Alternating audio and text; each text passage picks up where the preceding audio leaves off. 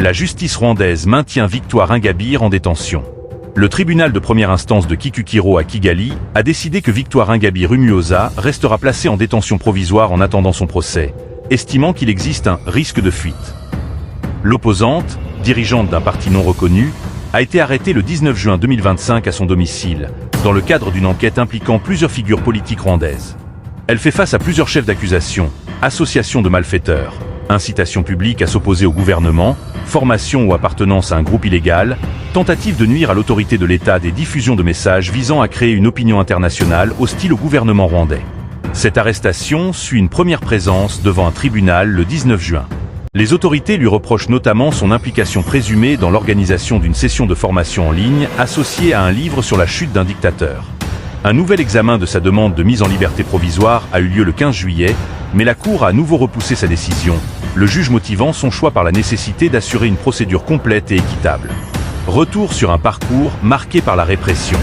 Victoire Ingabire, figure emblématique de l'opposition rwandaise, avait déjà été incarcérée de 2010 à 2018 à l'issue d'un procès contesté, condamnant notamment ses initiatives politiques, complot contre l'État, négation du génocide. En 2012, elle avait écopé d'une peine de 15 ans de prison, dont elle a purgé environ 8 ans, avant d'être relâchée grâce à une grâce présidentielle en septembre 2018. En mars 2024, elle avait également vu sa demande d'effacement de casier rejetée, l'empêchant de participer à l'élection présidentielle de juillet 2024. Une nouvelle étape judiciaire sous haute tension. Ce nouveau procès relance les inquiétudes quant à l'indépendance de la justice rwandaise et à la place réservée aux voix dissidentes. Plusieurs organisations de défense des droits humains, dont Human Rights Watch, dénoncent un usage politisé et intimidateur de poursuites judiciaires contre ceux qui osent défier le pouvoir.